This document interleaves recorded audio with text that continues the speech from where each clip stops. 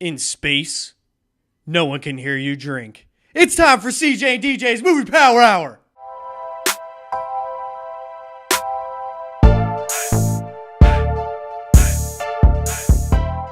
All right, this is CJ and DJ's Movie Power Hour, your one-stop shop for trailer breakdowns, movie reviews, and a little bit of fun with some games, all while playing a Power Hour. I am your host, CJ, and we are joined, as always, with the co-host, with the mo-host, DJ, right to my left. What's up, everybody? And then we got some dude who claims he's the best engineer, but that remains to be seen. Over in the booth, it's Mattman 100. 100. Stiggies. Makes me healthy since 1995. Is there a T in there? Is this sponsored? There is no T. It's actually Stiggies. And I was born in 92. Sorry, guys. 100. Did he was born all the way in 92? Did Mattman get sponsored before we did? Bro, they thought those raps were on point. Sorry. I just sell out. Stiggies. All right, well, we should probably rap too. I pronounced the product wrong. Besides the weird sponsorship that Matt has going on over there, Deej, we got such a great and exciting episode. I've been waiting for this one for so long. We're going to be talking about Alien Covenant, the movie that's going to be coming out on May 19th. And we're also reviewing the original Alien that came out back in 1979. Oh, we could go. I haven't seen this movie or Aliens. Man, or even New Prometheus was a prequel. Just give us a little bit of a taste. Like, don't like. Thumbs up, thumbs down, sideways. Boy, oh boy. Yeah. Oh man, I'm super excited, and we got a little bit of a different episode for you guys too. Where not only are we going to be breaking down the trailer for Alien Covenant, but we're also going to be breaking down the little prologue that they provided to everyone. It's called The Crossing. And we're going to be breaking that down for you guys, and we're going to be reviewing it. So we're going to be going a little bit of a high speed this time. Not as many stops during our breaks and trailers and everything like that, but we'll get through all the content. I'm super excited for it. Me too, man. I'm also excited for at the time of this filming. If you guys want to look at our shirts, you can guess what day it may or may not be. Hey, May the 4th be with you guys. We are going to travel this episode in light speed. Oh, Get yeah. that? And in celebration for this special day, that's my last Star Wars reference. There we go. You heard it here. Finally. You heard it here. All right. CJ and DJ's Movie Power Hour. That's the last one for this episode. Yes. Okay. That's next week. Next time is going to be different. Really? Really? Yes, really. Okay. All right. Well, anyways, besides all that, DJ, we got all these cups in front of us. Please explain to the viewers what they're for if they're new to the show. Well, if this is your first time watching us, we have Power Hour, which is you take one shot of beer every minute for 60 minutes. Wow. Okay. So 72 ounces? 72, I think 72 ounces. It's about 6 beers, right? Just about. Yeah, just about. Awesome. Well, anyways, let's go ahead and get into it. We got an action-packed episode for you guys, so let's not waste any more time. Deej, let's go ahead. Boom. That was with my left hand. That's why I sucked. Let's go ahead and start the clock. Do it. All right. So, like we talked about before, we're going to be breaking down the Alien Covenant trailer here first. So, as you guys may have been aware, we do a couple stops in it this time. We're only going to do one. It's going to be about halfway through. And as always, before we get into the trailer, we like to talk about a little bit about who's going to be in the movie, right? Mm-hmm. We got Sigourney Weaver, right? No, not in this one. Oh, shit. Okay. No, this time we got Michael Fassbender coming back. He's going to be a different android. His name is going to be Walter. Keep in mind, I have not seen Prometheus. Yes. But great. You have a little bit of an understanding of what Prometheus was like, though. Yeah. After doing some research. So I know my boy Magneto, he's an android. Yes. Not much else. Who else do we have returning? That was it. Oh, shit. Okay.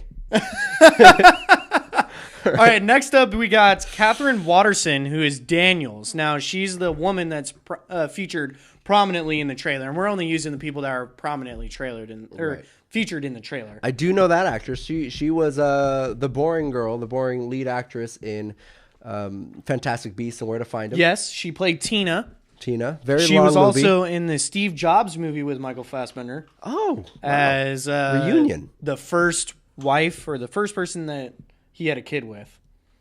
In the In the movie. Oh, okay. I thought that would have been like a No. real close relationship between That'd the be two. really weird if that happened in real life. All right. Next up, we got Billy Crudup as Orem. Orem. Okay, now he's pretty lesser well known in my opinion. He's going to be featured in the DCEU universe or the DC universe as Henry Allen, which is going to be Barry Allen's father. Oh, okay. Okay. So he'll be in Justice League and in the Flash movie, the untitled Flash movie. And he was actually also Dr. Manhattan in Watchmen. No way. Oh, yes. That's why not. Yeah, okay. Makes sense now, huh? Now I know who he is. What a nice guy. I like him a lot. And then last up, we got Danny McBride, who's pretty in this movie. And it's kind of funny to see him in this. He's really a comedic actor, and he's in this horror film. Should prove to be interesting, right? Yeah, I'm wondering if he's going to be a comedic relief. I mean, I like him and also don't like him sometimes, so I'm wondering if he's going to kill the mood at all. I don't know. He plays being a dick really well. He does. And so I think that's what he's going to bring in. Who knows? They'll probably keep him around for a while just that way he can come up with all those quips during the movie. Yeah. Yeah, that's a fair thing to assume. So, but he plays a character called Tennessee. His name is Tendency? No, Tennessee, the state. Tennessee. Okay. Thought it was Tendency. No, it's All right. Tennessee. All right, that's fair. I assume that's a nickname of sorts. Maybe because he has a super thick accent. I don't know if it relates to like how Dallas was the captain of that ship in Alien. Uh-huh. So I don't know if they use states as the captain's names. Maybe. Oh, and Ripley is like Ridley Scott. You can try to make whatever comparison you want there. I don't know how you're going to get there. All right. Well, with that being said, we got the people who are the main players in it. Of course, there's other people in this movie, but we got the ones that are prominently featured in this trailer. So, Matt Man 100, let's go ahead and start the trailer. Let's get started, man. Boom. You've all sacrificed so much to be here and be a part of this thing That we're doing. sounds sweet so far. There's Michael Fassbender. This crew is made up of couples. It's the first ever large-scale colonization mission. And everyone music back is on kinda Earth funny. is Really grateful It's beautiful. for your hard work and your courage. we're making history here. I hear the strings. This is wheat. It's getting scary. What are the odds of finding human vegetation this far from Earth? Who planted it? So they find wheat. You're trying to figure out You hear how that? they have that kind of stuff on a planet that seems desolate. No birds, no animals, No, nothing. nothing. Dun, dun, dun. All right, so that's our first break here. What you thinking so far? That was, I mean, I was saying beautiful to be like obnoxious. Yeah. But the combination of the music and the tone, like the music was breaking apart as soon as it started getting really scary. And you're introducing Ridley Scott with a sound effect like, and already it's sounding like stranded, being alone somewhere, and really confined, claustrophobic. Yeah. It's so sick so far, even though I don't know who these people are. No, it's pretty interesting. You know, like the trailer starts out as kind of like this mission of hope and discovery. You know, and that's what the tone is kind of making you feel like. Oh my God, these people are going out there colonizing this area. Yeah. Right, and it's kind of like what you would imagine if I don't know, maybe say like the colonists from Britain were coming into the Americas and they were looking to colonize for the first time. You know, everything seems so, you know, open and no one's there. Obviously, they run into the Native Americans later on, but Just cough on them a couple times. but it's this whole sense of wonderment that's kind of going on. It is, but it's also like I'm really uncomfortable. Yeah, I mean, it's a way different tone than I was expecting, you know, especially since Alien is a horror franchise or horror sci-fi franchise. Yeah, and this is coming off as a discovery. You know, and obviously, you know that at some point it's got to change, right? Right. We can see that Daniels, Catherine Watterson's character, is probably going to be the focal point. Definitely. There's no doubt in my mind in that. And then, they find wheat there. Who discovered it, right? Or who has been there already to plant this wheat? Yep. You got my attention, Doctor. So we're going to go ahead and continue on with the rest of this trailer. Okay. Hey, I know that ship. Big shift change or turn shift. Yeah. Some claps. The path to paradise. What happened here? I feel like all the ones where they put like text in there should just be a voiceover. Like in the back good old days? Yeah, in the good old days of the 80s. Begins. Oh, there's those eggs. Oh, great. Of course. The face. In hell. Done. There's some gross looking bug crap. Dude, things. it's crazy how far along CGI has come. Yeah, that's the main character. What's happening? This minute. I need you back here right now. I need you. It's pretty crazy. There's a lot of stuff going on. You're breaking up. It looks so good though. All of this is to start our new life. Look at Danny McBride being this serious. You look terrified right there. Like Blair Witch Hunter. Yeah. Where is it? Where is it? Woo! Oh man, that's pretty intimidating right there. Falling off. Holy. This part's pretty intimidating as well. It looks really good. So that was the end of the trailer there. I've only seen Alien and Aliens, and that's the first time I really see one of those in the daylight. Yeah, It right. looks like a parasite or an insect. Maybe I just don't know my words. Well, it's giant though. It's like 6 meters. I think. Right, is but what they say it is. It's kind of like a no, not really. Like the Cloverfield, where it's like a giant, but it's like super strong and super skinny. Just makes it like contorted and scary. It's just the way that it's presented, you know, and like the multiple jaws thing really helps. You know, and then it's got slime coming out everywhere. I don't know. It's really good. I like it. There's not too many aliens that look like that in movies. Yeah. That I've noticed. No, it's definitely It's an unique. iconic alien characteristics, you know, and stuff like that. Back in the 70s too. Back in the 70s, it was created. So, Deech, go ahead, give it to me. What you thinking of this trailer? You saw the whole thing. How are you feeling? I'm feeling about the same I did a week ago before I saw these movies. This looks like a really good trailer, and I'm assuming there's still a cult following.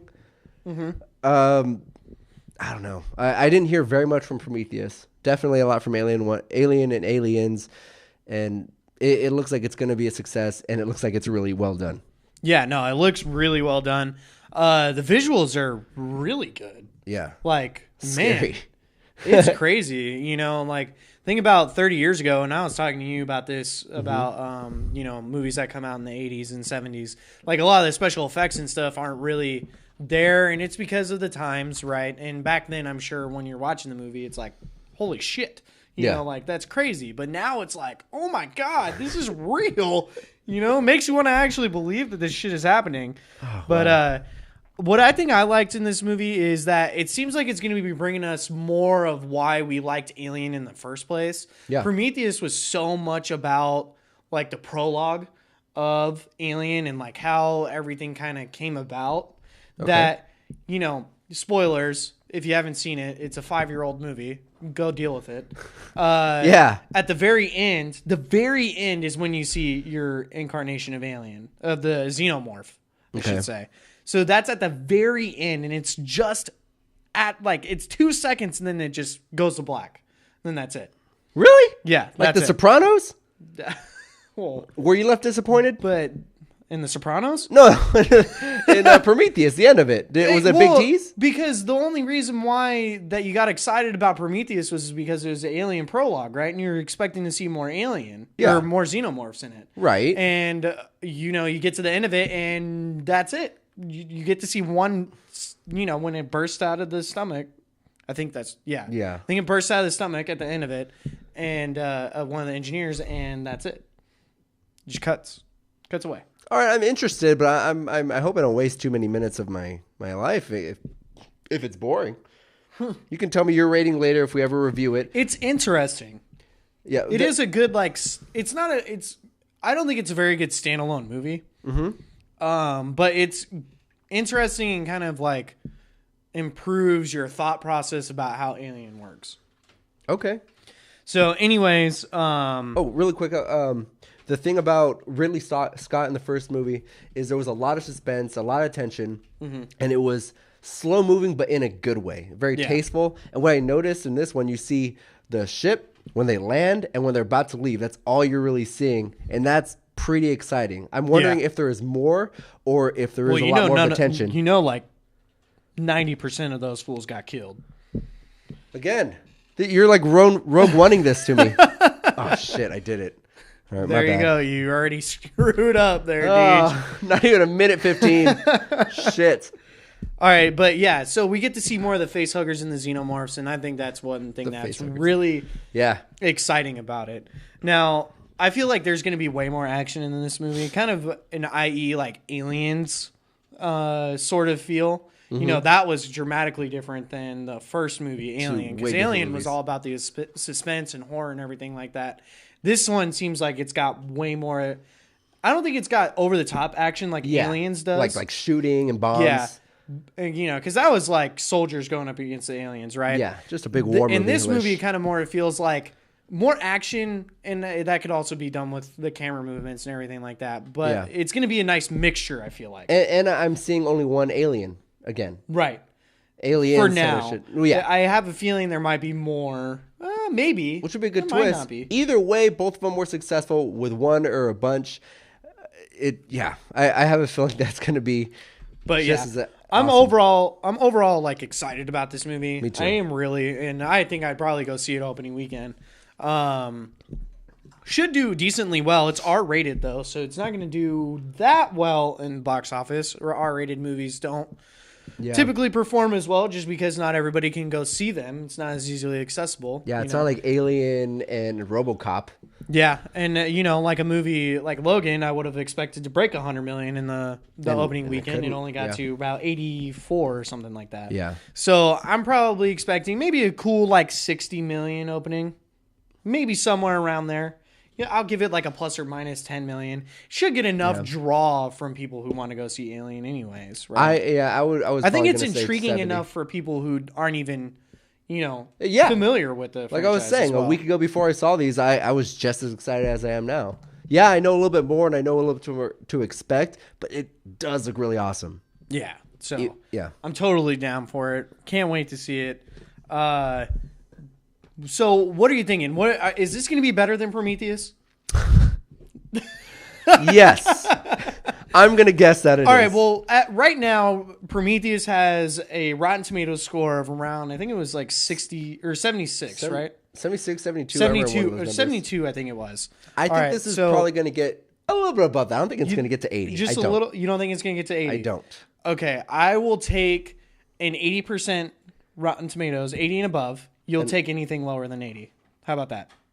Deal. And gives me a little. I got a real short window now that I think about it. I'm kind of getting screwed in this, but we're gonna bet to see if you guys saw our previous video, we bet that Guardians of the Galaxy was gonna have a gangbusters of an opening weekend. Like we're talking over under 160 million for that weekend. Yeah. Right now we don't have the results yet. We're gonna wait until this next video that we're gonna be doing. But yeah.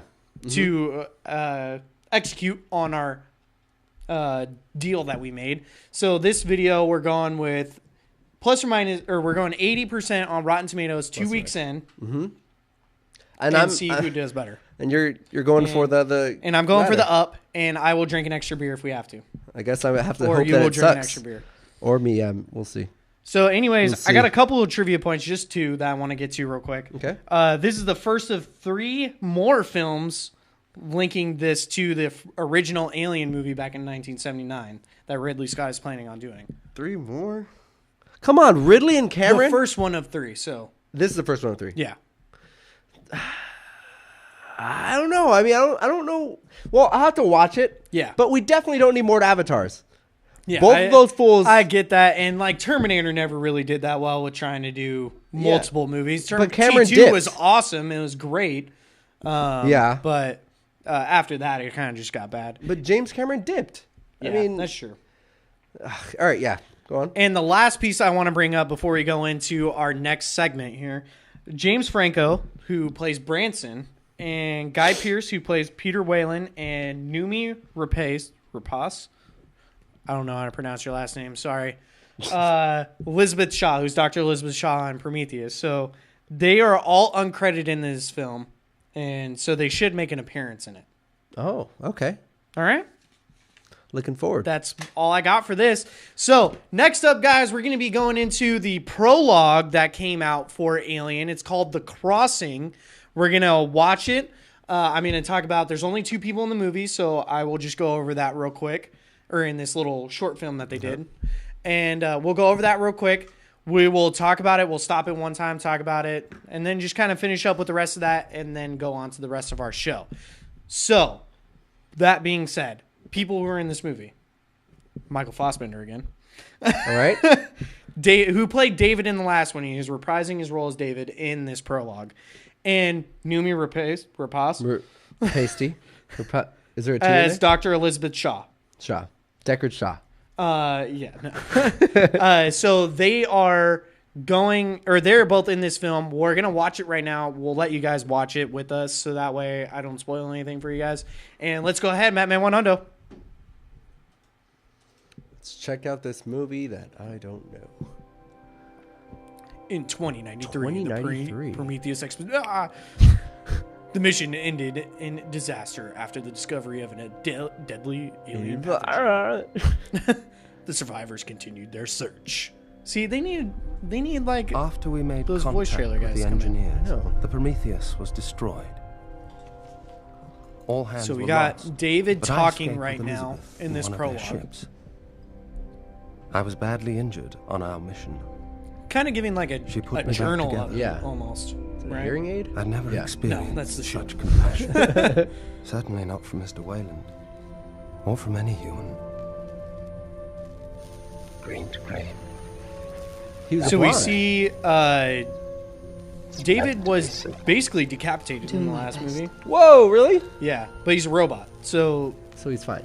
yeah, he was working. He was functional. We see Dr. Shaw putting him back together. Now, DJ, I'll have some questions for you about this later.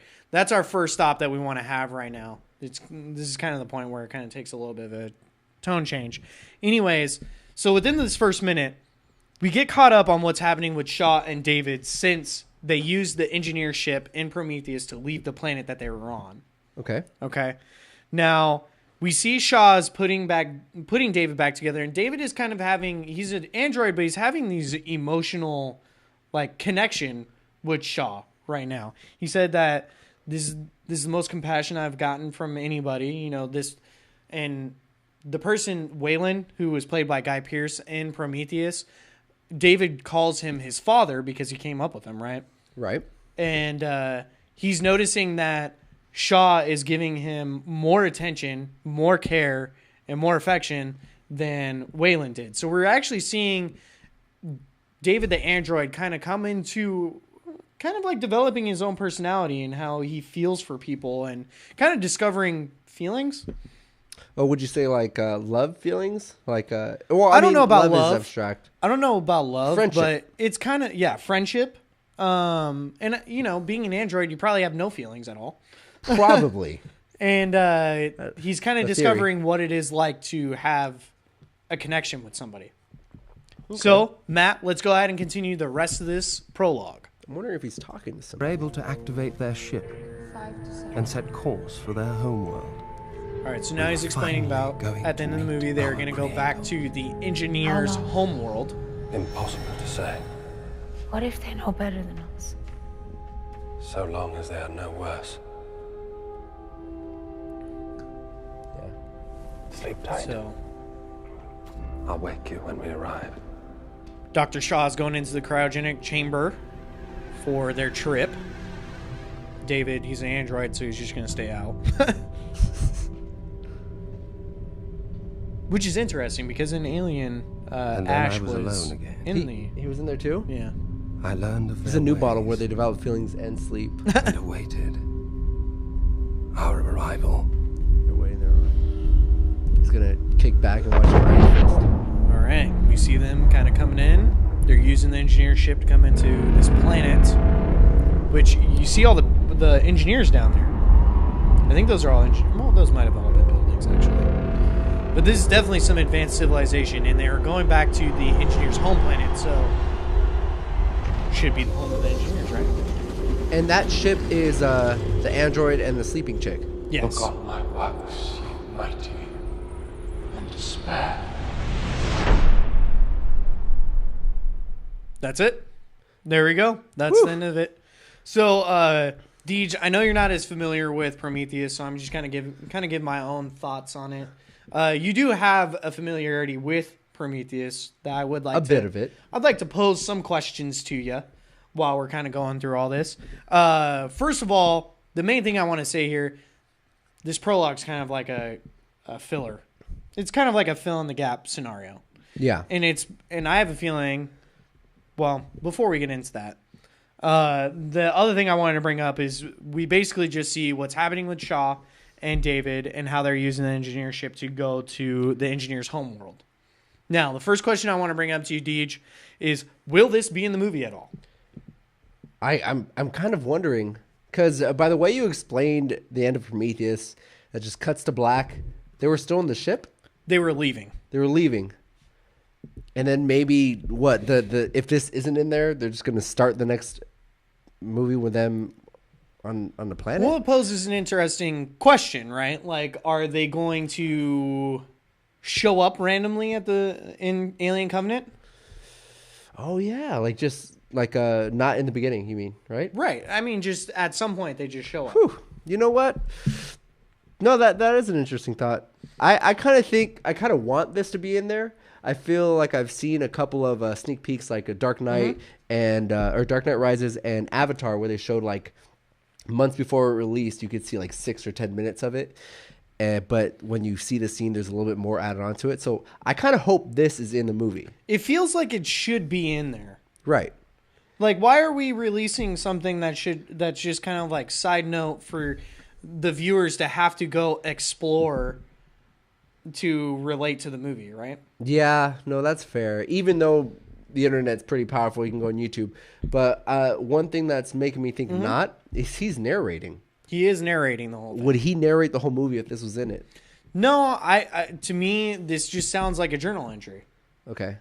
So he's probably updating logs, kind of like how Ripley does at the end of Alien, which we'll be talking about later. Oh, yeah. Now, Deej, here's my kind of joke question of this whole thing. I don't have a sense of humor with this, man. And you're gonna have to take me at face value because I know you haven't seen the movie, but you do have an idea of what's happening. Yes. All right. Why is Dr. Shaw putting David back together after all the shit he did with the black alien liquid, like infecting his commanding officer and trying to help the engineers who were planning on killing everybody on Earth? By the way, that's part of the plot and the reason why they are trying to keep them away from Earth.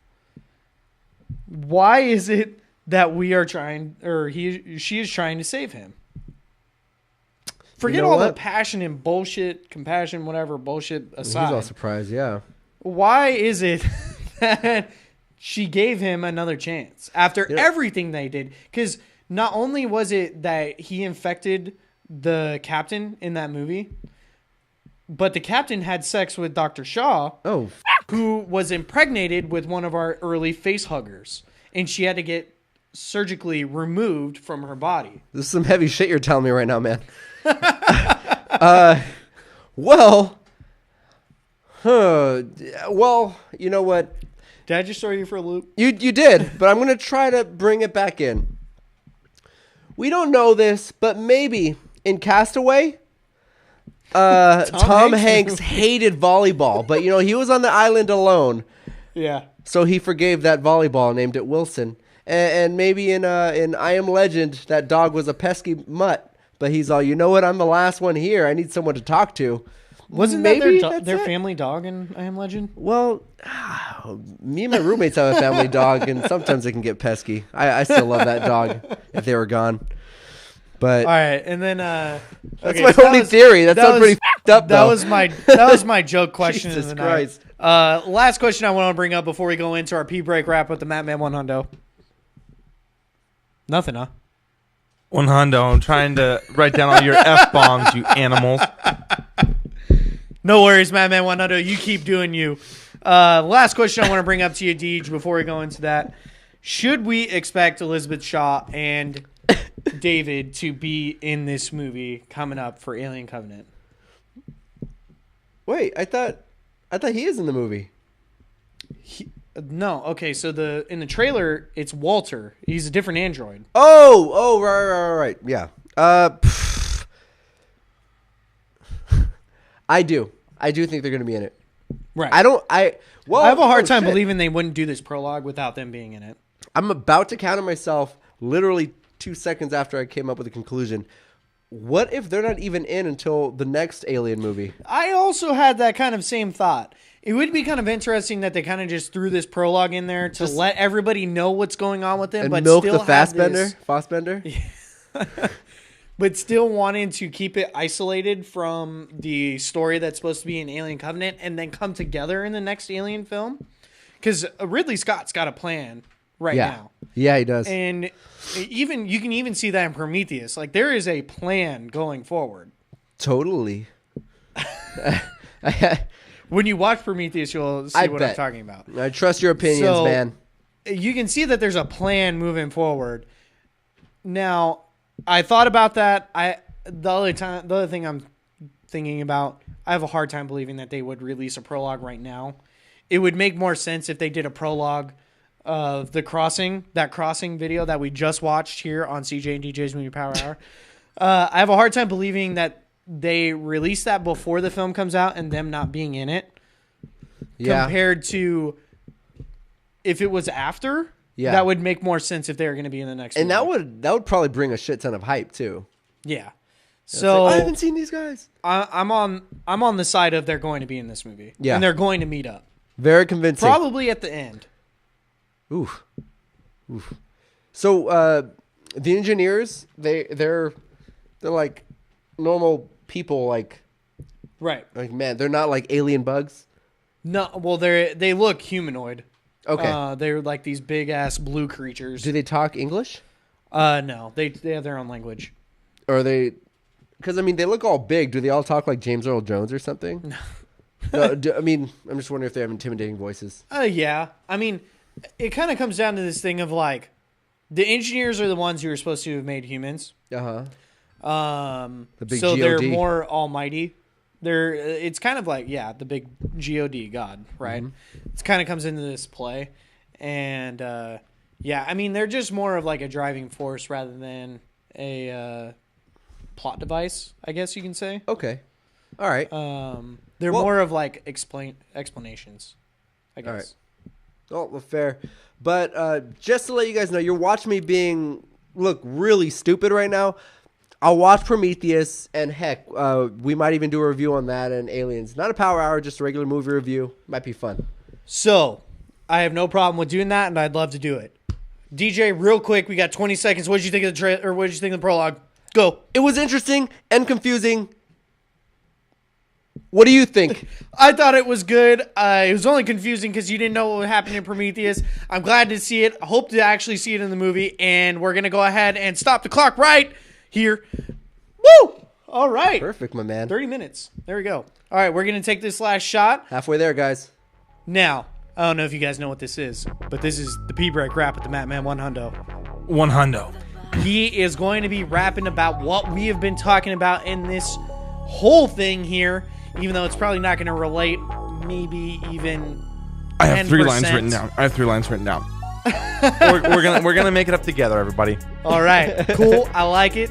So we're gonna go ahead and go into the P-Break rap with the Madman 100. Cheers, Deej. Let's take this last shot, and here we go. All right, that's me. I'm 100. You're with me. 818. Just kidding. I'm not gonna give my number again. That was a one-time thing. Here we go. Put both headphones on. I don't have anything written down, but I'll tell you this, I am not down with the brown. Nope, 100 never has a frown. I am a king, but no, I don't have a crown. The prologue I just watched was exciting. It was as exciting as the ground. I'm an engineer, but I don't make humans. That is weird. I don't even know if I'm looking at... I was going to say the Q word, but that's not appropriate. PC world that we live in. CJ's looking at me, wondering if I got it. I'm only messing with me if I got it. Yeah. Tomorrow is Cinco de Trinco. But today, May 4th be with you. I'm going to need my 4th dinner tomorrow because I'm going to drink so much I'm not going to remember my name, though. Casey's looking at me like, yo, you better write your things down. No, bro. I'm shooting from the hip like I'm slow-mo. Slow-mo. All I want to do is shoot baskets, though. Yeah. Maverick, where you at, though? My dog, he's eating on his bone. Yeah, he wish he could go home. He got out the other day. No, he didn't. Walking around the neighborhood. Look, no, I didn't. Yeah, and I love Little Dicky. Shouts out if you're listening. You're the best, bro. Can you go back in the chairs so I can stop with this mess, bro? And I don't know what I'm saying. All I know that what I'm saying is what I'm saying. When I don't, you can switch back right now. Okay, Matt, we're switched back. All right, Matt. I really appreciate you on that one. I'm really trying. There's a lot of coordinating that goes on behind the scenes here at CJ and DJ's Movie Power Hour, and a lot of times we use Matt Man's raps to kind of like get us situated. I thought the first couple verses were pretty good. I don't have anything written down. I'll tell you this. I'm not down with the brown. Whenever never has a frown. Yeah, I'm a king. I don't have a crown. This thing that I watched was exciting as the ground. All right, bring it back. Are you just repeating? Yeah, dude, because the first stuff was good. All right, go for it. It was good. All right, so that was the pre-break wrap with the Matt Man 1 Hundo. Nothing? What? Hundo. There we go. All right, so we're getting back into it, guys. I know this is a little bit of a different episode that we got going on because we watched 2 different videos in this, but it's because we got so much content. We love Aliens so much that we want to make sure that we get it all to you guys and be awesome about it, right? Rightio. So let's go ahead. We got 30 minutes left. We're going to be talking about Alien 1979, the original. We're going to be reviewing that, giving you a scene-by-scene breakdown. But first, DJ, start the clock. And you have a poster that you made, didn't you? I sure did, my man. There we go. Before the booze hit me, I decided to write down a little bit what I have. So if you guys are looking at the poster, this isn't exactly the most horrific poster you can get. I tried to shift it into more of a love story because there's another way you can look at this movie. I mean, one, the alien's a killer, a cold-blooded killer. Is he trying to repopulate his species? Manly, right? He's manly. He's a hold on, what's his name? Balaji de Bejo. Yeah, there you go. I like that. Oh, goodness gracious. All right. So he's a cold-blooded killer. Is he trying to repopulate his species, or is he in love? Read between the lines, guys. He never could be doing both. He could be doing both. Well, he does it because he's in love. That's one theory. He never hurts Ripley, you know? Right. And he manages to make people break rules. That's what love is. You break rules to achieve your goal. Mm-hmm. They break protocol. They're supposed to be quarantined, and he has them brought in. That wasn't her fault, though. Yeah. She was trying to stay with the protocol. Next. Yeah, I really try to pitch this. It is more bullshit. Just trying to him going after her goal. I mean, you even see towards the end that they escape in a pod while her old crew members are dead and the old ship exploded. They leave together. Yes. Well, it's not exactly what happens, but dude, the alien doesn't do anything to her. So I get where you're coming from. There is a secret love story happening. There is. I mean, you can think of this as a horror movie, but you gotta think of he's implying some really deep. That's why she keeps coming back involved in this universe life. Read between the lines, guys. Also, I did try to make it a little bit more 80s. So you can check out these posters on our Facebook, Instagram, and Twitter. Let me know what you think. I wanted to have fun with this because I love what I do. Mm-hmm. What I do is graphic design. I don't love my work. I love being able to create art. I love drinking. I love movies. So you guys get to see me enjoy that. There you guys go. So we got this nice poster. Like DJ said, it will be up on all of our social medias that you can check out. So let's go ahead and get into it. We're talking about Alien 1979. We're breaking down the scenes, scene by scene, and we're fucking reviewing this shit. All right. So first up, like we always do, we talk about a little bit about the cast. So I'd like to go ahead and get in that with you. DJ. All right. We, as always, started with Michael Fassbender. No, He's going to... You're off. That's, Again. All right. Overshooting my shot. Yeah, was Michael Fassbender born yet? I don't think yet. I don't know, dude. I don't think so. I mean, he was in 300 and Inglourious Bastards, but he's still looking young and chipper. Yeah, he looks like he's in his 30s. Yeah. Anyways, we're heading into it right now. We got Tom Skerritt as Dallas, the captain of the Nostromo ship. Yeah, I really liked him in this. He was in other awesome. movies? He seemed like he was a star. He was very much so in the beginning of the movie. Yeah. He was in Top Gun. He's Viper. He is the flight school That's what teacher. you're telling me, yeah. So if you guys may recognize him, you probably recognize him from Top Gun with Tom Cruise. Anyways, next up we got Sigourney Weaver, who's Ripley in this movie. Yeah. Of course, you guys have seen Sigourney Weaver In Ghostbusters. everywhere. Oh, yeah. Yeah. That. Yeah. Everywhere. She's Everywhere. Superstar. You even see her in Finding Dory, or you hear her. She's the And announcement. she's so good in everything that she does. Yeah. Including this film. Next up, we got Veronica Cartwright as Lambert. Oh, okay. I The don't other think I know female. her. The other female. The other female in Alien. Whatever. Oh, yeah. She was kind of whiny the entire time. She was kind of whiny. And back to the poster. He kills off every dude because they're kind of good looking. Mm-hmm. They could be a threat. Jealousy. Well, and then she was just in the wrong place, the wrong time. Yeah. So He was like, gotta get rid of the evidence. gotta get rid of her too. Yeah. We got Harry Dean Stanton shit. as Brett.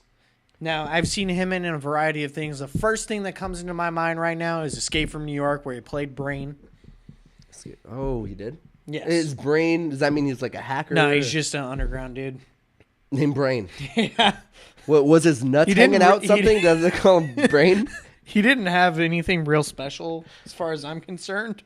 All right. Well, you but- gotta show me that movie too. Anyways, we got John Hurt as Kane, a.k.a. the first person to die in this movie. Jeez.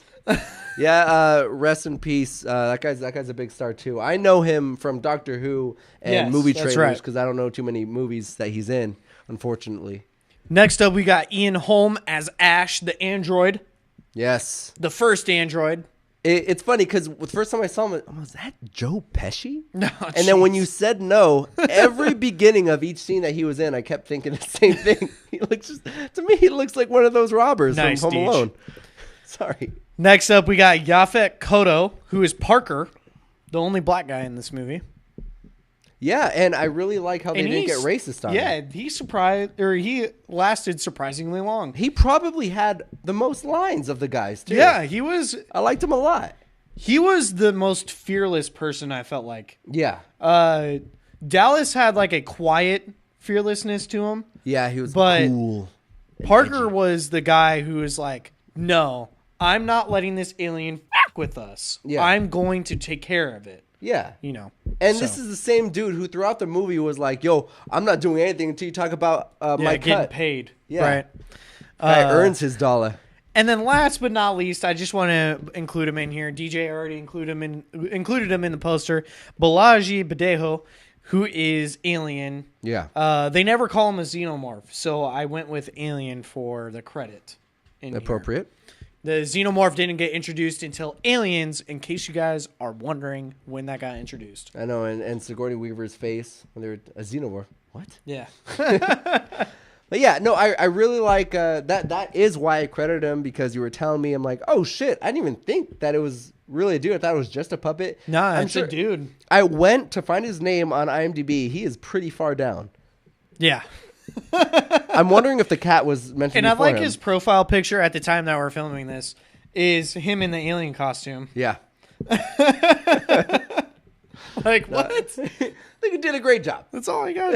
That's all I did. That's what Anyways, he's basking in. we're going to head into the scene-by-scene breakdown now. All right. The first, 20 minutes is kind of slow. But it's very encapsulating, and we're going to talk about it right now. It opens up in deep space, right? And we see the beginning credits, and we kind of see the alien, name pop up to let you know what movie you're watching. Yeah. We get a little credit, like a title card over the video that we're watching, which is commercial towing vehicle Nostromo. We're seeing this ship go by, and it's a crew of 7 returning toward Earth. This is all on the credit, like text, the over text, Right. on the movie.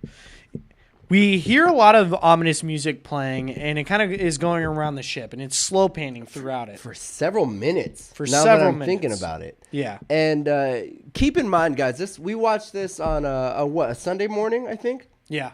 And we were like, dude, do you want to watch it right now or later tonight? I'm all, you know what? I have 2 hours and 15 minutes. Let's watch it right now. And good thing it's less than 2 hours and 15 minutes. Yeah, it was perfect time. But I was like in a rush. I was a little anxious. And even throughout this slow pan, this raising tension, there's no dialogue, there's no characters this whole time. I was totally drawn in. It was really well done. It keeps your focus throughout that whole part. We go into the pod chamber at this point though now, and we see the crew. It opens up their, cryogenic chamber thing. Yeah. They wake Beautiful up. shot. We get introduced to them. This job, and one thing I want to point out is this movie does a really good job of showing you who these people are, not just telling you. Yeah. They have this whole dinner sequence, and they're kind of interacting with each other, and it's not as blatant as like what we've talked about with Suicide Squad or even with Guardians of the Galaxy, which we talked about in our last video, of them pointing out and being like, all right, this dude is this dude. Yeah. This person is this person. This chick is this chick. You know, like, it didn't do any of that. Yeah, you listen to them talk and judge their character based on what they say and how they say it. And we're saying they don't do movies like this. They usually start out with action or heavy noise. Like the beginning of Age of Ultron, action. Fate of the Furious, you get ass. And this one, when they're joking around with each other, you get to see them a little bit like a sibling kind of relationship. Yeah. And I've seen that in another space movie, Martian. They did the same thing. It's like, oh, they're joking. They really know each other. Another Ridley Scott movie. Oh, it is. Yeah. Okay. But it's a lot of implied and not forced down your throat. Right. So, at this point, after they go through the whole like lunch, dinner, whatever sequence that they have, we get a transmission from Mother, which is the Wayland Corporation. Yeah, they're all thinking like, oh, we're almost home, right? Right. They're the corporation employing the whole crew. Mother says to them that they have a transmission coming in. Could be intelligent life. Obviously, there's a transmission coming in. Maybe an SOS. So we need you guys to go check it out. Now, they're returning home from Earth from their whole thing. No one is excited about this. Are you serious? No one. The captain is the only one, which Tom Skerritt, who is Dallas, he was like, but it's kind of orders. Like, we got to do it. Yeah. You know? And especially since if you think about the human element, you got to go make sure that someone's not stranded. Yes. So, that's where we kind of get to it. That's how we survive. We help each other out. But, the other thing I want to bring up is, and the ultimate reason why a lot of these people were on board, if they don't do it, they forfeit their money. Oh yeah, so right. They have to do it. They kind of have no choice, and that's really the beginning tale of like, you know what, you guys aren't that important to our company or to Earth or whatever. Yeah, it is kind of like the early tell. They go and land on the planet, which is called LV-426. Now, I don't remember if they actually name it in the movie, but that is what the planet is. Yeah. The only reason why I bring that up is because a lot of people think that in Prometheus, they're going back to that same planet. They are not. They're going to LV-2 something. Yeah. And they have a rough landing. They have some repairs that need to get done. Mm-hmm. And Dallas, Lambert, and Kane proceed out on foot to where they suspect that the transmission is coming from. Mm-hmm. And the rest of the crew is staying on the ship. Now, when they are out, they find this structure. It appears to be kind of like a ship of sorts, but no one is really sure of what it is until they actually get inside of it. Yeah. And then you let me see. Right when they're inside of it, they see this fossilized like sort of alien, right? Who is in like kind of like this pilot seat almost. Yeah, like a periscope or cannon looking thing that I was looking through. Right, and then it kind of cuts back to the ship, and Ripley is going through the transmission. She's deciphering it, and she's like, "Hey, this looks more like of a warning than an SOS." Yeah. And the whole time she's all talking about this, the whole crew is like, Because the captains were like, we are kind of forced to do it, but Yeah. This could be kind of big. Right. And the engineers and crews, like the main character, or not the main character, the black The guy crew. Yeah, they're like, dude, f- this. The maintenance guys, yeah. We're just a commercial ship. Yeah. Nobody's down for this whole investigation, and yet you see Kane and I forgot who's with him. Kane, Dallas, and Lambert. Kane, Dallas, and Lambert. They're just like, whoa, like, what is all this? Yeah. And they're they actually make the finding stupidest interesting decisions. things, and then Kane finds this whole cavern. He gets a little bit separated. They're all searching, seeing what's going on. He finds this cavern inside this ship that's full of these eggs. Now he does the dumbest thing ever. He goes up to one of them and touches it. Yeah, especially because it's moving. Yeah, Dude, they I see that wouldn't- there's organic life happening. The egg opens up, and an alien jumps out and attaches it to Kane's face. Well, I mean, shit, Holy you deserved it. If one of those DVDs on our wall I is don't know. moving, I think at this point, we've seen so many movies that you don't touch whatever is moving. Yeah, You just they- kind of walk away. maybe in all the movie universes they just don't have movies. God, it's common sense. Basically, at this point. Even if it's a rat, I wouldn't touch it. Dallas and Lambert find out what's going on with Kane. They bring him back, and then there's this whole exchange back and forth about Ripley going and talking about quarantine procedure. She's like, no, I don't want Kane on this ship. They're like, dude, forget procedure. Yeah. Let us in. And she's like, no, I can't do it. Stone cold bitch. Yeah, stone cold bitch. And, and up until this point, not everybody has had, or everybody basically had the equal amount of screen Right. time. Sigourney Weaver, she's her own person. I honestly thought Kane and Kane and Dallas were going to be the main characters, and Kane just got his The face. whole time I was like, Dallas. Dallas is the main guy. Yeah. Right? Because Sigourney Weaver's character is kind of a lot in the background until she does the deciphering of the transmission. Right. Yeah. And then from at that point, her character kind of builds up. Yeah. But eventually, Ash lets him in. Now, they bring Kane into the infirmary, and the face hugger is what we call them now. The alien That's such a has funny name. physically attached itself to Kane's face. Now, they try to remove it. If they touch it, the alien tries to strangle its hosts that it's connected to. Dallas and Ash run some tests. They find out that's paralyzed Kane and put him in a coma, but still providing Kane with oxygen, kind of keeping him alive like a parasite. And like, now to me, that's this is like, crazy. before we even get into the horror part, this is like the most interesting part. it's interesting, but it's like, what can you even do at that part? It's like, he's alive.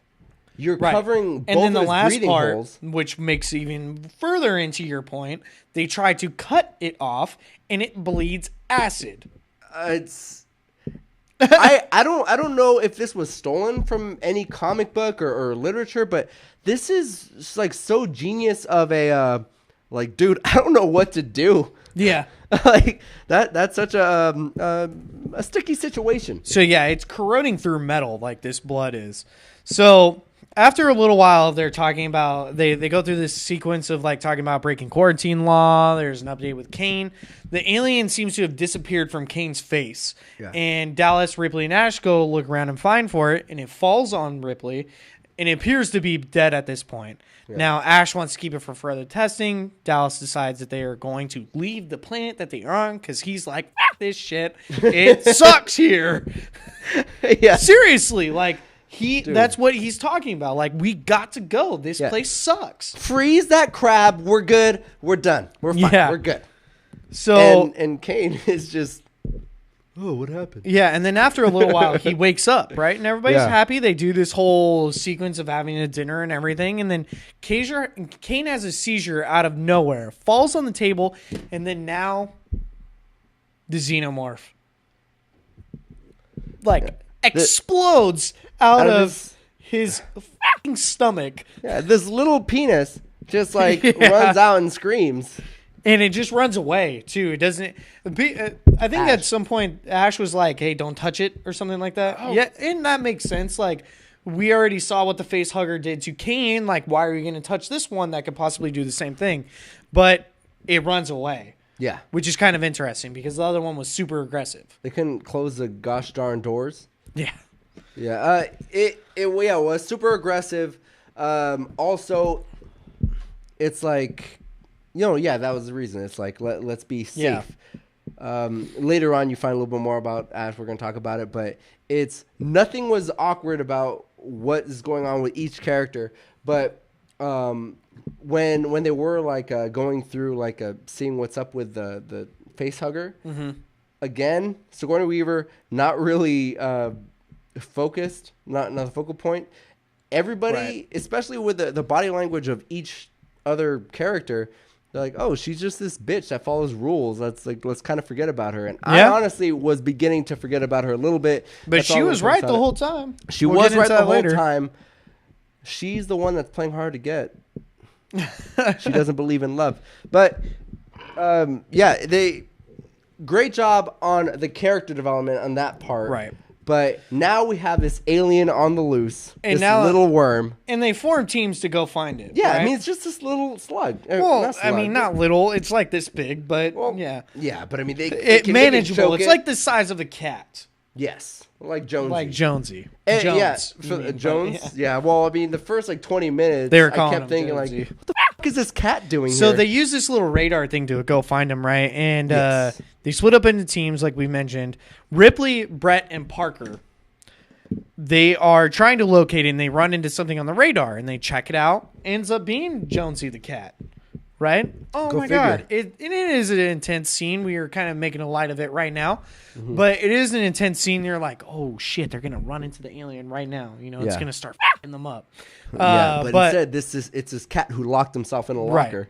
So ends up being the cat. They run away, and Ripley and Parker kind of get pissed at Brett because he was the one that was like, just kind of like ran away almost. Yeah. And they're like, dude, you got to pick it up. Like you can't let it roam around. We're going to run into the same problem again. Yeah, don't be stupid. Go get it. You know what? Since you were so stupid, go do it on your own. And he's like, exactly. Fine. So while chasing after the cat, Brett finds the alien skin shed on the shedded skin, shed skin, whatever, on the ground. But instead of going back to Ripley and Parker being like, hey guys, we got a new development here. He's like, I'm going to keep looking for the cat. Yeah. Probably because he doesn't want to get yelled at again. Yeah. Plus he got so much heat that this dripping water from whatever they mined. He did like this weird shower sequence. He was like, it was a little hot. But we watched the director's cut. What you were telling me this was not in it, right? This was one of the craziest parts. That honestly, that I thought I was seeing. I don't know if it was part of it. Yeah, it's where it was hanging. Right. Okay. The alien is hanging when he's like looking up, and the drops were on his face. Right. And and then the alien comes down, takes Parker, and leaving no trace of him other than just the blood. Right. And this is our first real look at the xenomorph alien. Yeah. Which is cool. He's pretty menacing. Yeah, when it was hanging, it's like, oh, like well, and you see the tail big all of a sudden. You see the tail fall down, and and it's like, well, you're super surprised because you didn't know this little newborn dick is gonna like go full grown and turn like black and stuff. Yeah, no, we're fine. We're fine. Keep going. It's super. Oh, it was really terrifying. That scene where it was hanging, though, that was the director's cut, which made it. It was a very special scene because that's the only one that I seen, and there was no music, there was no close up. It was just like, is that it? It was really scary. It is scary. Good job at it. So Ripley and Parker find the pool of blood there, and that was the point where they all decide to go back and meet up again, right? Right. And so they're all having this meeting, trying to figure out what they're going to do. Find out that the alien is using the air shafts to get around. Yeah. Okay. They come up with this plan. They're going to have two groups block the exits, and Dallas are kind of like hero right now. Yeah, dude. He is going to go after the xenomorph inside the air shafts. Well deserved. Everybody else in that, they're pansies. There's one asking for money. Ripley was going to go do it in that scene. She said I was going to do it, or I'm going to do it. Yeah, but and then she Dallas follows the came rules, in. dude. She's probably just going to say, like, I'm only going to captain a net. I'm just saying. She did say it first. No, I know what you mean. And then Dallas was like, no, it's going to be me. The way they set it up is like, you know what, dude, let me Indiana Jones it up here. Yeah. And I was really excited when he was in there. Like, dude, sick. Dallas. So, Mr. Tex. all right. So, Dallas gets cornered by the alien and suffers the same fate that Brett did. Yeah. It takes him off screen, leaving no trace of the blood and only his weapon there. Now, they regroup again. They're like, all right, well, we're still going to continue with Dallas's plan, right? This is Ripley now. Ripley's coming full center now. Mm-hmm. She is becoming the main person in this. She's like, we're going to continue with Dallas's plan. And that was a shift, yeah. Sneaks off to go talk to Mother, which is the Wayland Corporation, and tries to ask them what they're thinking. Yeah. She finds out through all of that priorities have changed to only one, which is bringing the alien back. Yeah. Crew is expendable. It's like, heads up, you guys don't mean shit. But think about how... Oh, wait. Well, there's one more thing that happens right after that. Right. So Ash had been saying for the past, 10 minutes or so that he had already been in communication with Mother. And he said that they're still trying to figure things out. So this is the point when she finds out that they have this confrontation. Yeah. Right? This is where you're going with it, hopefully. They have this confrontation, and she confronts him about it. He's like, "You've known this whole time that we were expendable, and the only reason was to bring back this alien." So then they have this little fight thing.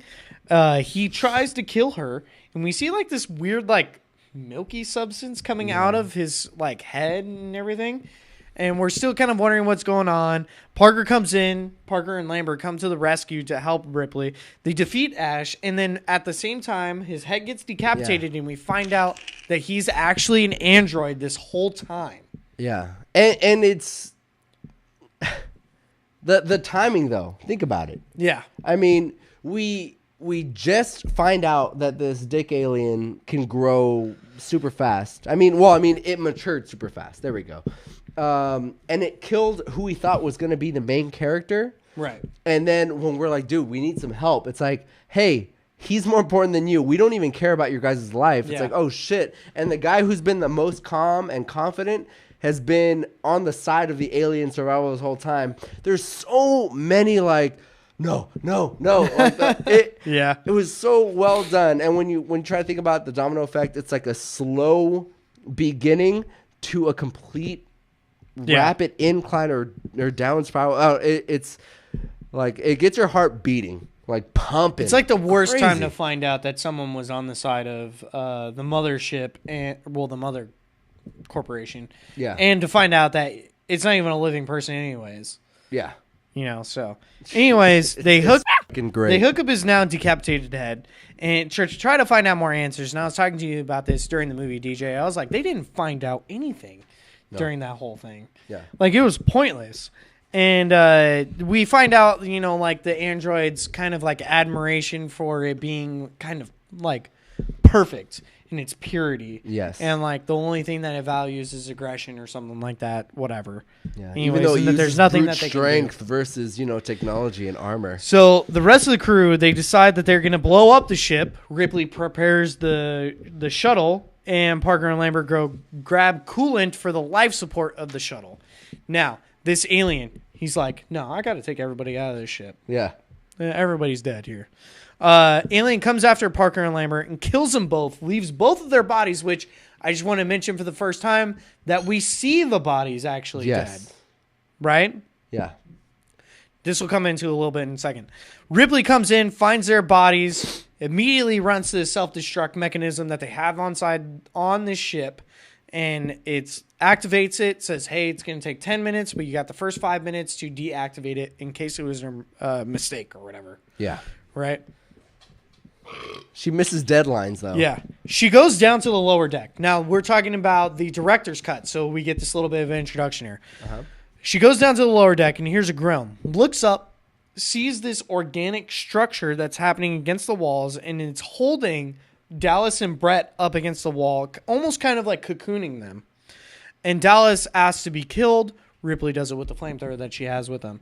Oh, yeah, it's kind of badass, but we get a little bit of an explanation for why they just disappeared rather than just being killed. Yeah, I mean that's a little taste that was explored a lot more in Aliens, but right. The egg bursts open, you get the face hugger, and it impregnates a human because they are trying to repopulate. This is a species that is just trying to survive, and I'm not trying to say that innocently, right? Because the way to survive is to kill another being, and it's so crazy how their purpose is to build nests like that. Right. Terrifying too. It's like a cocoon. Closing the movie out here, Ripley goes back up, tries to get to the shuttle, which is now just for one person, only to be blocked by the alien. She throws down Jonesy is still here, by the way, the cat. Yeah. Maybe it's too small. Super important for whatever reason. Gets distracted by the cat in the cage, and she is able to run away. She goes to try to turn off the self-destruct thing. Now, we're going to run over time. I don't know if you guys have seen the show. We always run over time. But we'll get better one day. Because I want to talk about this scene that's coming up. Yeah, it's very important.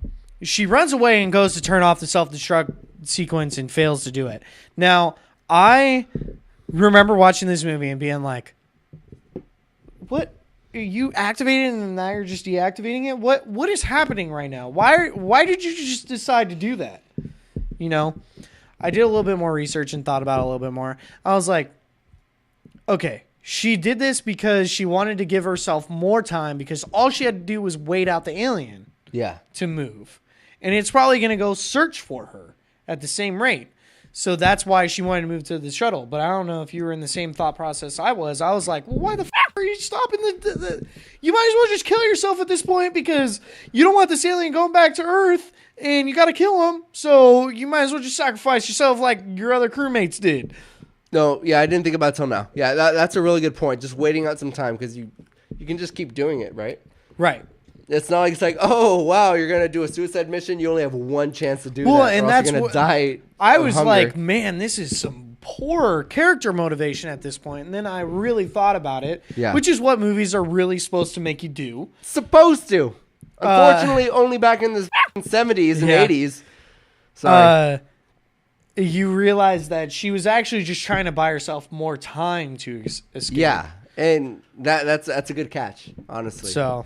Good. I just wanted to point that out in case you guys were the same as I was in my first, second, third viewing of this movie. Yeah, he was sober when he came up with that idea, by the way. Yeah. I mean, it's not the 6th I have it written down on my notes. Yes. Anyways, she's failed to do it in time. She's like, oh, you bitch. She runs back to the shuttle.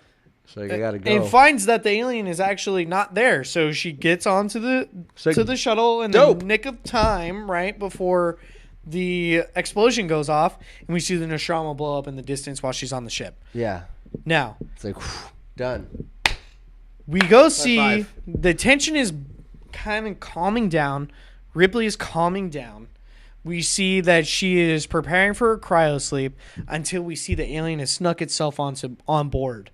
Now, this was awesome to me because at this point you would have expected the movie to end. Yeah. But it doesn't.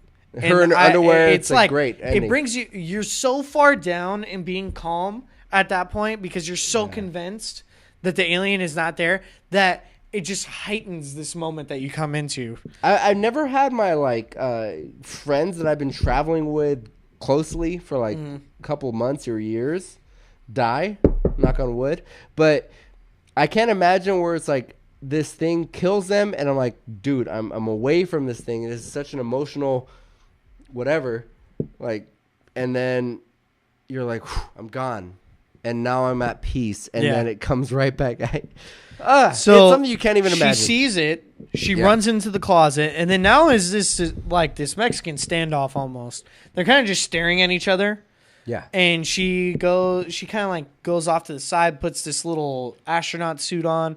It's kind of like showing off its double jaw thing that it's got going on, and kind of like when a dude wants to impress a girl and pulls his jeans a little low to show some ball cleavage. It's trying to impress her. It's in love.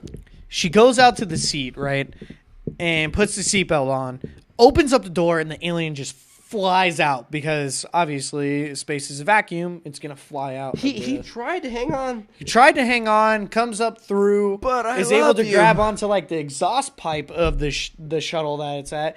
And she's like, no, f this shit. Yeah. And it puts on the turbos or whatever she does. And it causes him to go out into space. And then at that point, Ripley closes out her report saying everyone is dead, and she goes into a cryo sleep. Says she's going to be at the frontier in 6 weeks, as we know in Aliens. Yeah, she overshot it's 57 later. 57 years later. Yeah. Anyways, let's go into the review. Go. I walked into this movie in a rush and expecting this masterpiece. Again, I also did that watching Sing Street. Masterpiece. Like, I'm all, dude, okay, this is a great, amazing movie. So my expectations were high. The same high that they were at for Batman v Superman. But this, along with Sing Street, go watch it, was amazing. This is such a great movie. The pacing was brilliant. The slow beginning was gripping. It was interesting. It didn't need to have all the action, and it was all from begin to end. It was a near perfect film, and it was a suspense horror versus Aliens, which was an action horror. And I don't even know how scary Aliens really was to me. Like it wasn't, but wasn't it technically supposed to be like a sci-fi horror? Yeah, it's supposed to be, but to me it was kind of more just action based. Like, I don't know, the aliens never really felt like they got enough of an upper hand to make me of course everybody dies. Yeah. But it was so fast when they died that it wasn't really that scary, you know? Like, they cut out half the cast in the first battle that they did. But you didn't really like all that much. But I mean, you don't get a Van Damme kick to the face to finish via KO versus death. It's different in this movie where the alien is picking off people one by one. Yeah, and you don't know where it is or what it's going to do next, even though they try to anticipate it. And it's brilliant. It's super good. All right, before you give your rating, ahead of its time, go for it. Let me go into my review. This movie is so, with 7 L's, good. Like, I like some horror films. I like, sci-fi films. This movie was just extremely good. The whole time this movie has you encapsulated, and it's just amazing. Like, I don't know, it's so weird. The use of the slow pans and the other camera techniques were perfect. Yeah. Like, it kept you drawn into this movie. Switching between the different ambient noises that were from the ship and like the dramatic score that they were using was also really impressive. It kept you that much more involved. Yeah. Now, I thought all the characters were excellent in this movie. Yeah. I think Dallas is probably quote my unquote favorite. Disposable. Yeah, I think Dallas was probably my favorite. Ripley was really good. Ripley was really good, but Dallas's presence was there, in my opinion. Now, the alien was pretty damn scary for most of the film. Yeah. Now, with its appearance and sounds, and also in its concept that was derived from the movie, but my tiny bit complaint with it, and that's only because of the times that we're in nowadays. We're so desensitized now. Yeah, and unfortunately. CGI has come so far along that it just feels kind of not as scary. Yeah, I know. Sorry, Balaji, but you're replaceable. I'm sure back in '79 when this movie came out, it was scary as shit. And it is still scary right now. But the fact of the matter is, and we were talking about this earlier, if you could replace the alien with CGI the entire time, the only the parts that he was in, or she, whatever, it was in the movie for the 4 minutes of screen time that it got. If you just replace that with a CGI creature, probably would have made it scarier. Yeah, I'd agree with that.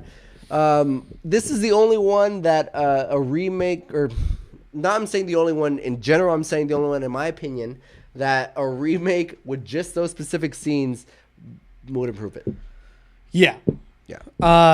And then the other very minor note that I have to bring in, there's a lot of unanswered questions in this film. Okay. And it's not necessarily like we needed them explained, which is why I gave this movie a high rating before we even get into it. Spoilers. But just a tiny bit more of exposition, I felt would have made the movie like all the better, you know? Yeah. Like, what is that alien that we saw that was fossilized? Like, what's happening here? You know, like, well, how did the xenomorphs get created? And I guess that's what Prometheus is supposed to explain, but why do we need another movie to be able to do that in the first place? Other than those couple of things, this movie is damn near perfect. Damn near. Very what damn near. What rating did you give it? You know what? I've been debating between a half and a full. Half and a full. I'm gonna say I only need to finish 3/4 of a beer, and you know me, man. I might even post some stupid videos of this before. I always finish my dish. I always finish my drink, but for this one, I don't even need to. For the whole 2 hours that it is, I'm gonna give it a 9.25, which is 3/4 of a beer to think this is the most amazing movie ever. How about you, man? Yeah, man, I gave it a 9. Or 1 beer to have with this film. That's all you need is just the one. This movie is probably the best horror sci-fi movie ever made. I don't know what comes second. Aliens wouldn't count in that category. It's in its category of its own. T2 maybe, but I don't know. Oh, man, there are some scenes in T2 where I'm like, God damn it. But it's a Governator, dude. That's the thing. Anyways, you're glued to this film from scene to scene. And the horror element still freaks people out to this day. Yeah, to this Sunday. I don't know about you, Deej, but this movie cracked my top 15 of best movies ever made and is pretty damn close to top 10. Well, I want to say the same thing, but since I barely ranked my top 15, Revenge of the Sith is in there, so I'm not going to say that this is in it at all. But I totally agree that it should be. Yeah, dude, it was so great. So you heard it here. This was what our ratings were. Fantastic. 9 out of 10, 9.25 out of 10, or 1 beer, or 3/4. 3/4 of a beer. Anyways, real quick, we're going to hit some trivia points. I only got 4, just to keep things smooth. The chest bursting scene that we saw with Kane there was filmed in 1 take with 4 different cameras. Okay. That's pretty good. Nice technical element there. Harrison Ford turned down the role of Dallas. Thank God, because he can do Crystal Skull. Oh. Gosh darn, that's a big miss. Ridley Scott cites 3 films as a shaping influence of this movie: A New Hope. Okay, 2 years before. A Space Odyssey, which was a decade before. Okay. And then Three, Texas Chainsaw Massacre for its treatment of horror. I've not seen it. I think I've seen one of the new ones, which are supposed to suck, but it makes sense. No, this was back in 74. No, I know, but I'm saying one of the remakes that if they're trying to replicate that genre, it sort of makes sense, which is kind of cool. And then the last thing I want to bring up, DJ, you were talking about this during our viewing of the movie. Sigourney Weaver's idea to sing My Lucky Star, which you were pretty interested about. Like, what the hell? While preparing to get rid of the xenomorph. Ridley Scott mentions how much flack he got from the studio because of how expensive the rights to the song were. Wait, they would have gotten sued if they had to buy that song? They had to buy that song. There you go.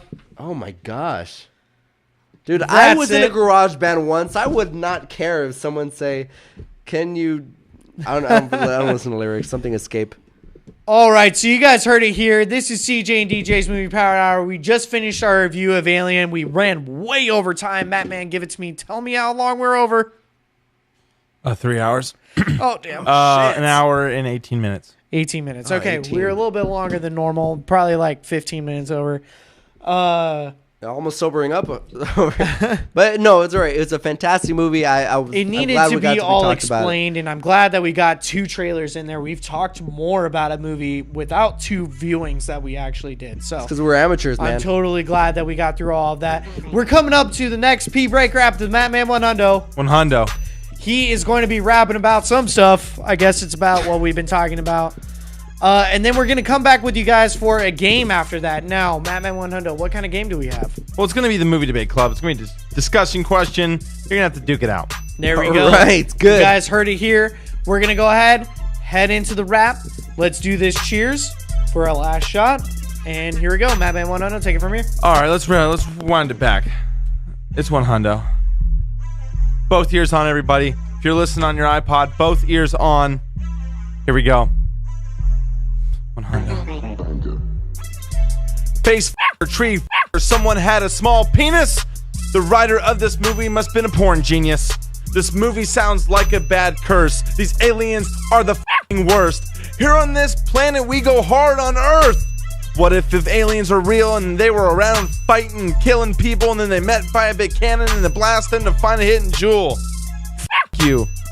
Do I say like a fool, or do I sound like Madman 100 that is the coolest to do?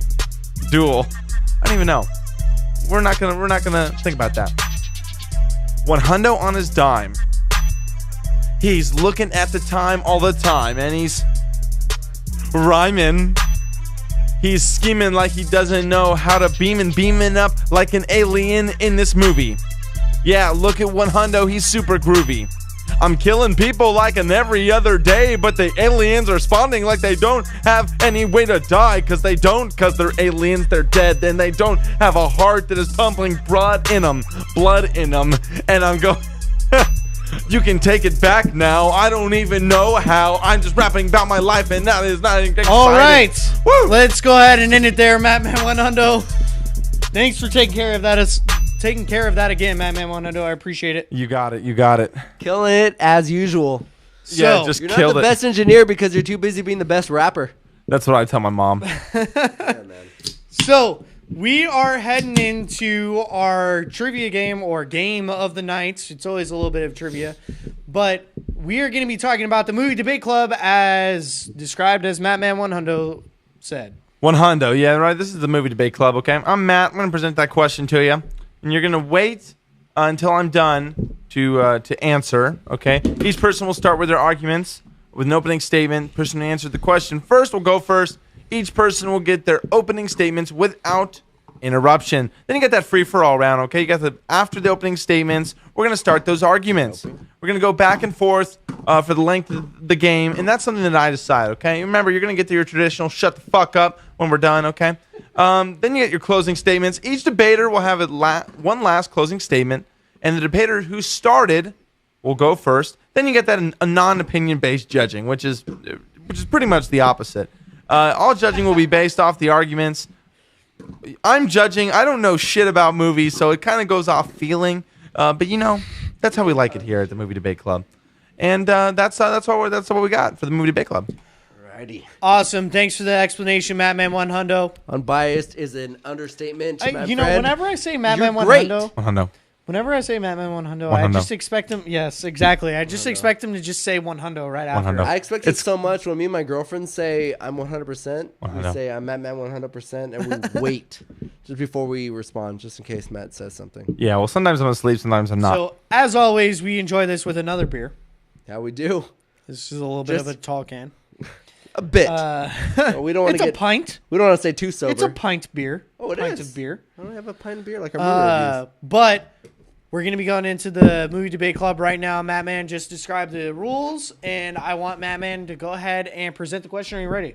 I'm ready. I'm ready. Let's go. All right. Here's the question. Remember, do not answer until I am done, okay? Taking a break. Jesus, 9:33. You're making a sci-fi movie, and you need to either choose aliens or robots for the antagonist. Which one would you choose? Go. Robots.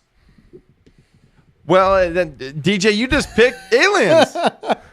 Yeah, I did. I think you can give a strong argument for either one, but I wanted to go with robots. I know. I was going to do the same, but you could do the same for aliens. All right, Casey, CJ. Wait, 1 second. Am I going to be inventing aliens, or is it going to be the aliens that were in the movie? You know what, my friend? You could choose the that. aliens They're are the antagonists in your Change them out. fictional sci-fi movie. But I They're mean, alien xenomorphs or aliens?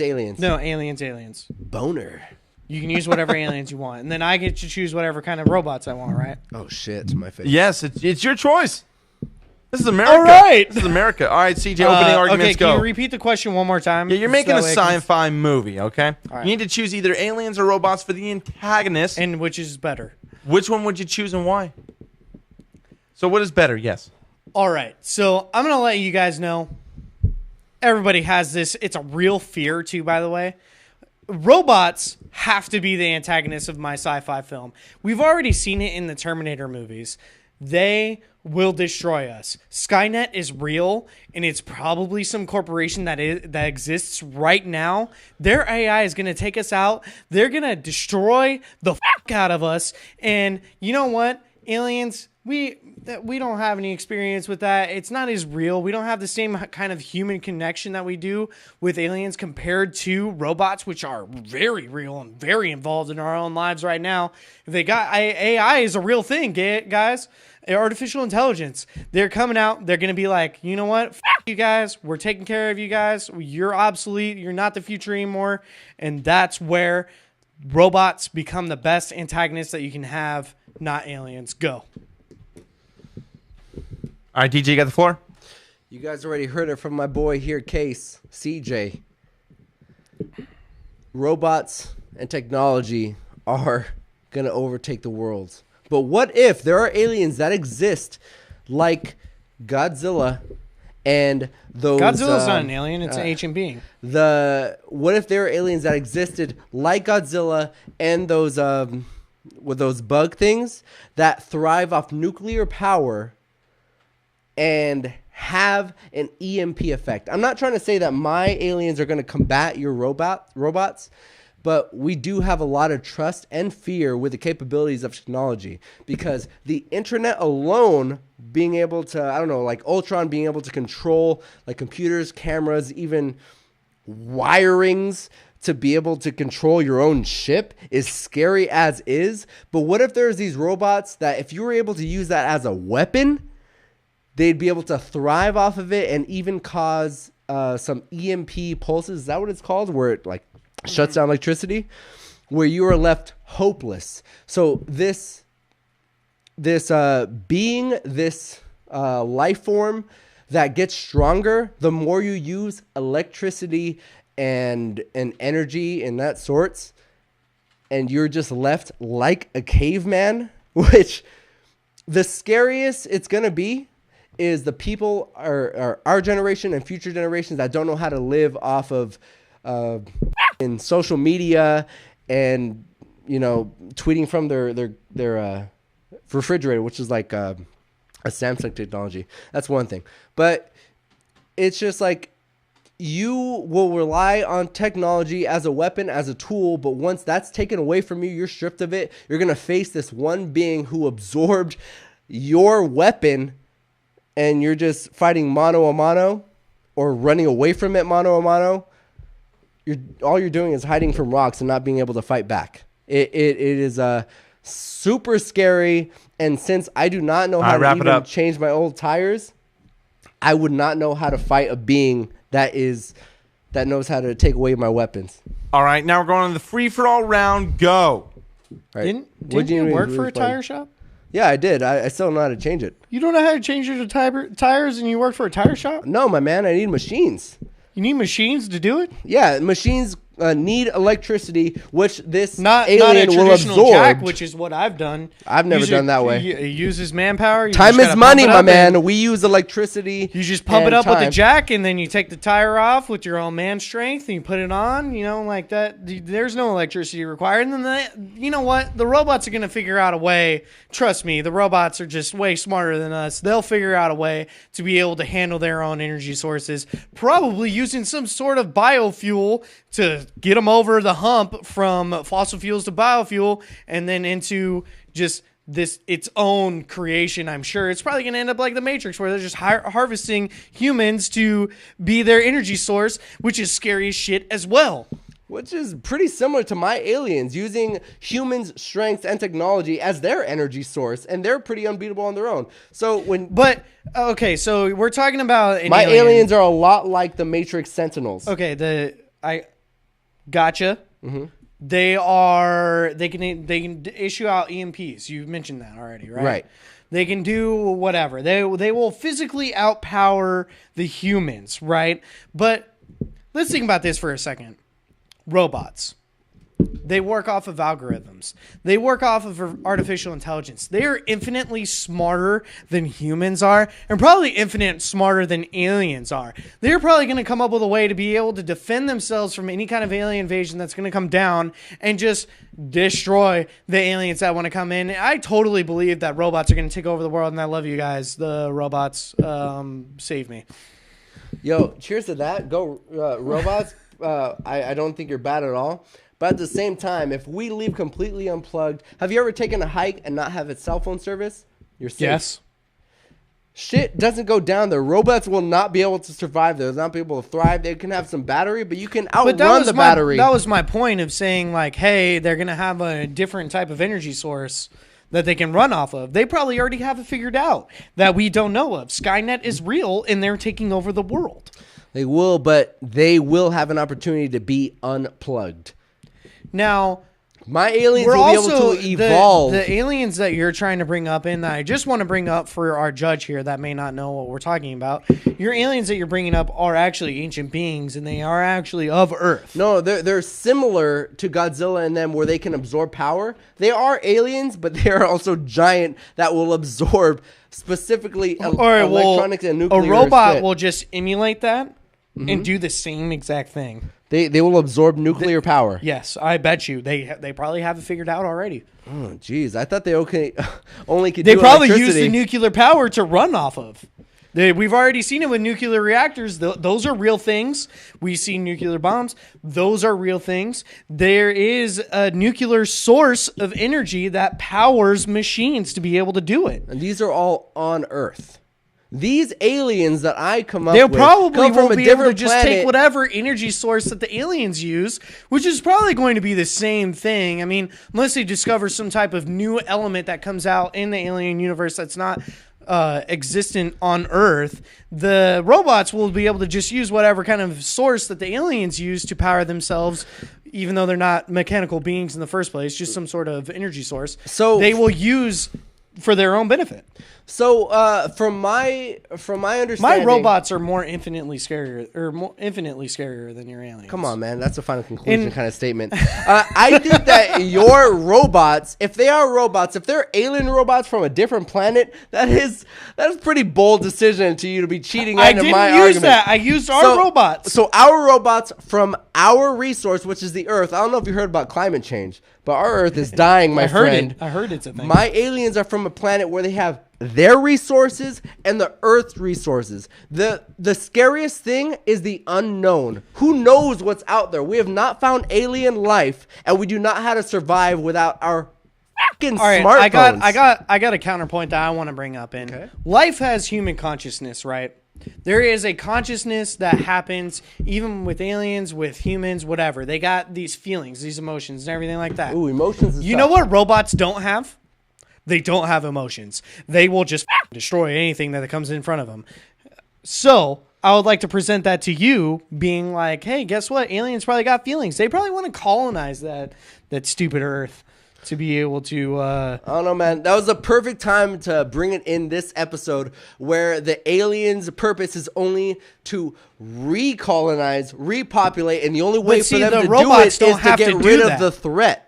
They're getting rid of the threat, which is the humans. Our threat is to fight back against invasion. We can't cough on these Indians. The other thing that I want to bring up here is that aliens and whatever that you're trying to describe here need some type of organic matter to be able to reproduce or whatever, right?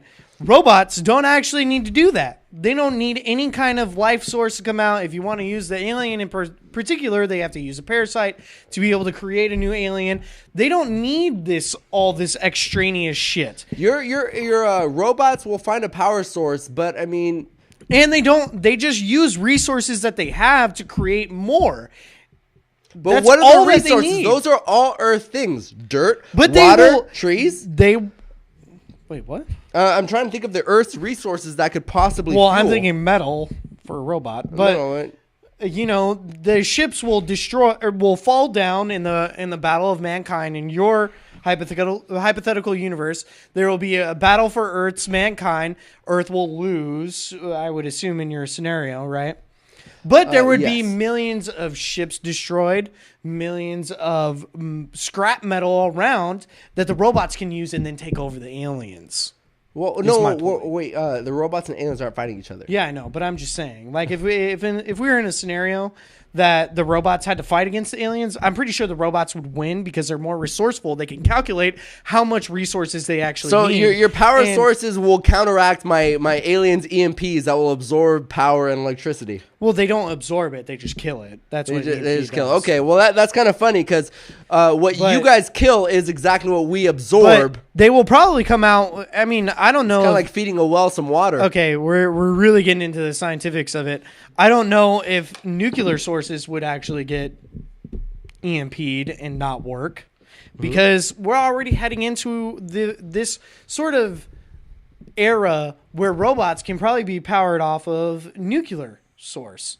So does nuclear get EMP'd as well? Does that just quit whatever it's doing? They will. It doesn't. I will tell you, it doesn't. They have an EMP field, but they also feed off nuclear energy and electricity. You have All a right, lot 1 of minute, 1 assumptions minute. worked off of yours. No, this is exactly what Godzilla and his bug friends But exactly went through. they aren't aliens. They are ancient beings of the earth. No, I'm saying their characteristics. But I'm just- from a different planet. That's what makes them so scary. We have some scary monsters that are earthbound, but what if they also had Okay, extra resources from a different planet? So there's I'm working in two my realm. planets that these aliens will be able to work their resources from. Okay, how many characteristics do I get to draw from any kind of alien that we've seen in all the other movies that we've seen? You don't have aliens. You have robots. No, I know, but how many characteristics can I bring into it? Because you're talking about ancient beings and you're using their characteristics for your aliens, whereas I don't really get that benefit at all. So do I get to actually take from the aliens type of technology, which will probably take over their fucking Earth? You know By what? the way, the aliens' Earth, they'll take it over. The robots will. Yeah, so you're again. My robots are not taking over multiple Earths and multiple planets. Sorry, Deej. Sorry, your Earth robots are going to overtake other planets. This is the same But planet you who can just discover other planets. You just expanded your own thought for the aliens, so I can expand my own. I'm trying to say the that robots my on the alien aliens- planets are going to take it My over as well. planet is filled with these unique beings from Earth's characteristics, where they will be able to absorb nuclear power and electricity, and be able to emit some EMP pulses to counteract a lot of the humans' weapons. By the way, my robots go back There's in two time. characteristics. Oh, Jesus of Nazareth. You know that when I said that they can take nuclear power and electricity, that was my opening pitch. You can play back the tape. Shut the fuck up. All right, here we go. And we're going to get into the third portion here. This is the closing statements. Each debater gets one last closing statement. And the person who started that is CJ. Nah, you got All the right, I'll glass start back on. first. You go first. Just get this over with. Real quick, did you like my statement about them going back in time? Yeah, I'm like, hold on, let me reevaluate. All right. So my robots go back in time. Oh my God. They have this extraneous ability that they can use. By the way, the biggest thing I want to bring into this in our whole conversation that we're having, besides the fact that robots, Earth robots, alien robots, they're probably just going to take over both and combine forces to create one big robot army. They have no... Robots have like a real human connection to it, whereas aliens, we have no experience with aliens. So people are like, well, aliens might be there, they might not be there, or whatever. But robots actually give us this real human connection that we've already experienced. And it's a scary thought. They could really overrule us. And there are things where machines are doing that we aren't doing anymore that people gave up on because machines were doing it already. They can easily take over the Earth. They're going to easily take over any other planet that comes into contact with them. And that's where I'm going to end it at. Besides the fact that my robots can go back in time. Okay, Back to the Future. All right, DJ, go for it. All right, so if you guys seen The Walking Dead, you'll be able to see that if the world is taken over and you relieve yourself from technology and electricity, you'll be able to slightly avoid these robots who can't really live off of the human, shit. They'll be able to die off. When it comes to aliens who will feed off of the offense of their what's it called when they're prey? which we are going to be is we have a lot of nuclear power. We have a lot of technology that will be able to communicate around the world to be able to attack these aliens. They'll neutralize our communication through EMP pulses. They will absorb our nuclear power to make them even more powerful. We are being chased by these aliens who will thrive on our strengths. They are... Hold on. They're... had the last killing point. Shit! Gosh! Matt, are you serious? Shut the fuck up. The damn beers, Casey. Why'd you have to make this show? All right. Stop. All right. Okay, we can stop. All right, I'm sorry I yelled at your abuse. mic, your ears. It's okay. Actually, it's not okay. This is gonna affect your score. All right. Okay, here we go. Getting into the big question was making a sci-fi movie. You need to either choose aliens or robots for the antagonist. CJ, you had robots. DJ, you had aliens. All right, CJ, destroy the fuck out of us, huh? AI, yes, that's somewhat realistic today with the cars and all that stuff. You want robots to save you, but they are the antagonist of your movie. When did I say they wanted to save us? You were mentioning something where you're like, robots can save us, and maybe in his scenario, not my scenario. okay, well, sorry, I have it written down. Robots are using. Are you paying attention at all? I think he is. Okay, can you shut the fuck up? Thank you. One thing that was a plus was I thought that the robots are using the aliens' EM pulses. I'll go down to DJ real quick. I'm gonna go everywhere here. One thing I thought was funny is you mentioned Godzilla, but Godzilla is not an alien. I pulled up the definition of alien. An alien definition is a foreigner, especially one who is not a naturalized country, a citizen of the country where they are living. Or Godzilla is living inside the earth, therefore he's a naturalized citizen. So I thought using the Godzilla argument wasn't that strong. He used the Godzilla argument. No, you used the Godzilla argument. I told you they have their characteristics. I didn't say anything about them being them. Okay, the problem was I was actually paying attention to that part. Matt, you were sober. What the f*** is going on here? He was paying attention to that part, and that's why you lost. Concerned. Whoa, CJ, cocky, aren't you much? I also wrote here, concerned you don't know how to change a tire. We mentioned yes. Oh my God! We mentioned damn. electricity is needed for things like changing tires. It's also needed for more things like hospitals. So I wrote that down. Thanks, man. Thanks for making that point for me. You're welcome. That was mentioned already. Aliens have feelings and need a parasite. I mentioned that as a negative because they do need a parasite to live in. What the fuck is he doing? Robots do not. Organic life. So yeah, I feel like at the end of the movie, end of most sci-fi movies, the robots, my arguments if they're in the universe, I'm talking right now. If you get the robots that are in the universe, there's always like at the end, for the preparing for the sequel, they're like, there could be life outside here. So I don't know. I guess you could say the same about aliens, but for this one, I'm gonna go with CJ. All right, so you guys saw here. This was my win. DJ lost. Barely. Because there's only 2 out of the 3. Of course, Madman Hundo is judging this whole thing, and he hasn't seen a lot of movies in particular. I haven't seen any movies. Hundo.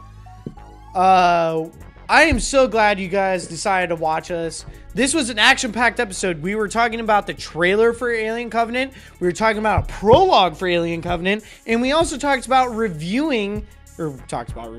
We reviewed the Alien 1979 movie. And it was so good. Yeah, dude. Before the 80s, too. I'm so glad you guys joined us in all of this. You guys can check us out on our YouTube channel at Movie Brewhouse Productions, Facebook, Instagram at Movie Brewhouse Productions, Twitter at Movie Brewhouse. You can check us out, everything that we have going on. We got DJ's fine artwork on at Movie Brewhouse for all of our social medias.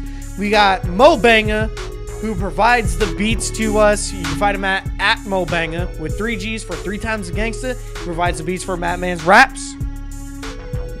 Batman. Hundo. You have to say Hundo. Or no. Anywho, go ahead.